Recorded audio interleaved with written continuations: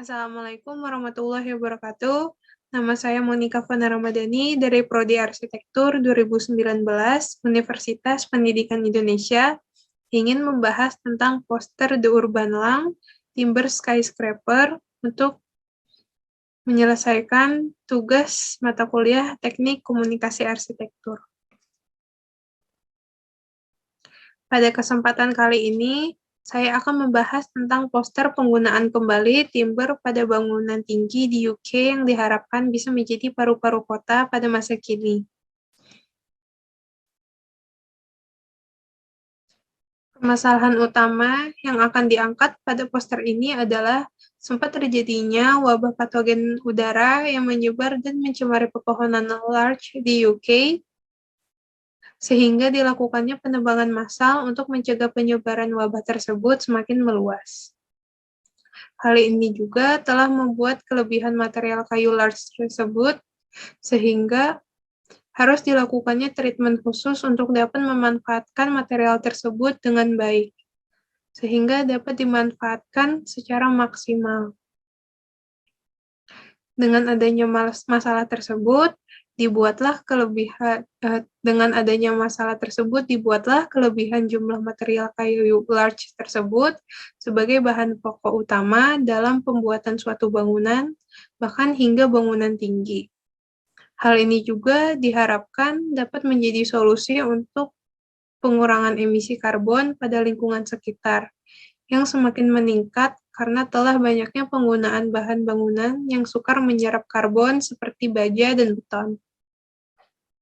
Konsep yang digunakan pada desain poster ini juga merupakan konsep bioklimatik dengan penerapan yang dapat dilihat pada bagian tengah bangunan yang memiliki atrium yang sangat besar, sehingga memungkinkan terjadinya sirkulasi udara yang menyilang yang baik dalam bangunan, sehingga udara sirkulasi dalam bangunan akan baik.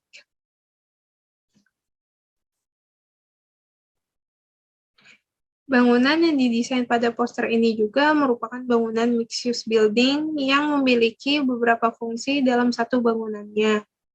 Pada bangunan yang terdapat pada poster ini, dia memiliki 3 bagian fungsi yang berbeda.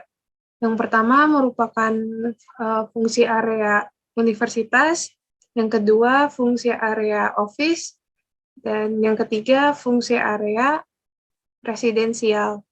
Pada setiap transisi pergantian fungsinya, fungsi areanya dibatasi dengan sky garden yang berfungsi juga sebagai penyaluran sirkulasi udara dan tempat berkumpul.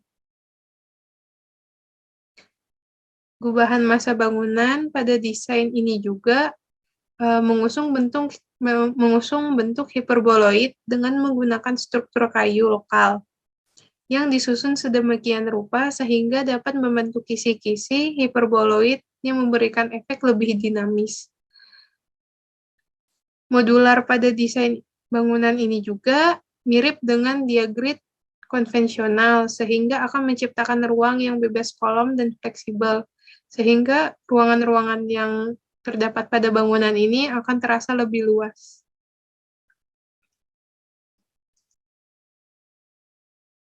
Selanjutnya akan membahas tentang skema penyusunan poster. Pada awal skema penyusunan poster dimulai dari alur cerita pada poster tersebut. Untuk poster pertama diawali dengan gambaran suasana bangunan yang diikuti dengan gambaran potongan dan denah secara singkat yang berbentuk gambar. Lalu pada bagian kanan diisi dengan beberapa informasi yang mendukung desain yang telah ada juga. Dari informasi-informasi itu juga meliputi beberapa gambar.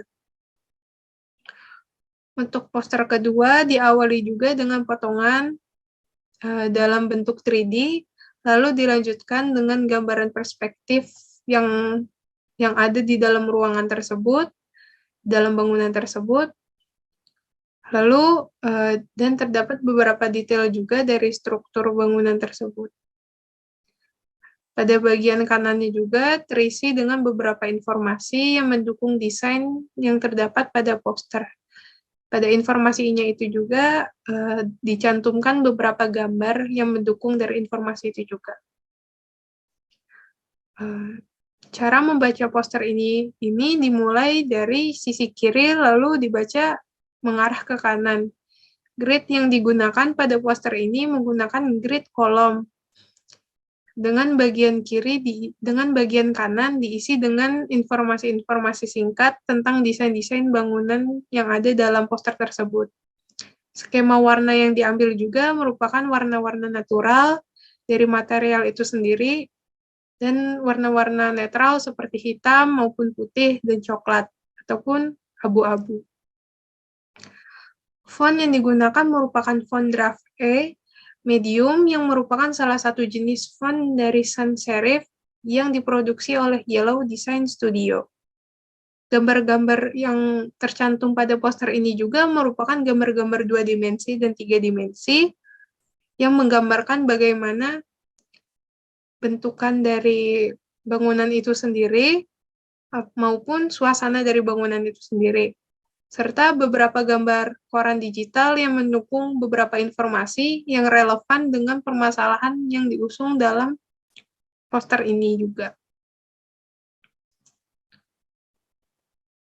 Kesimpulan yang dapat saya berikan terkait poster ini adalah betapa ide yang digagaskan pada poster ini terdengar sederhana, namun sangat berpengaruh besar dalam meningkatkan kelangsungan hidup lingkungan sekitar, apalagi hal ini diterapkan pada bangunan skyscraper atau bangunan tinggi, yang mungkin banyak orang akan berpikir 2 kali jika harus menggunakan material kayu dalam struktur maupun konstruksi bangunan tinggi. Karena banyak hal yang harus diperhitungkan. Namun banyak hal baik pula yang didapatkan dengan menerapkan konsep desain seperti ini.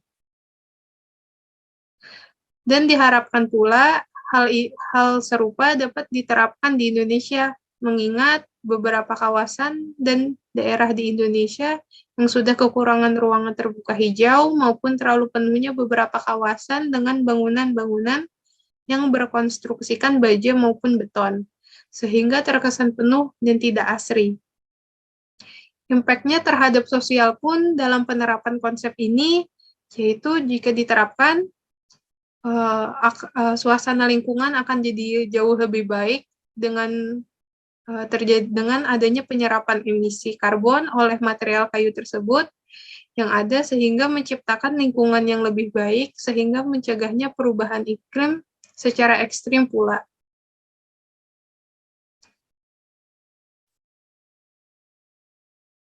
Mungkin sekian dari saya. Maaf jika terdapat banyak kekurangan dalam penyampaian materi. Terima kasih sudah menyimak. Wassalamualaikum warahmatullahi wabarakatuh.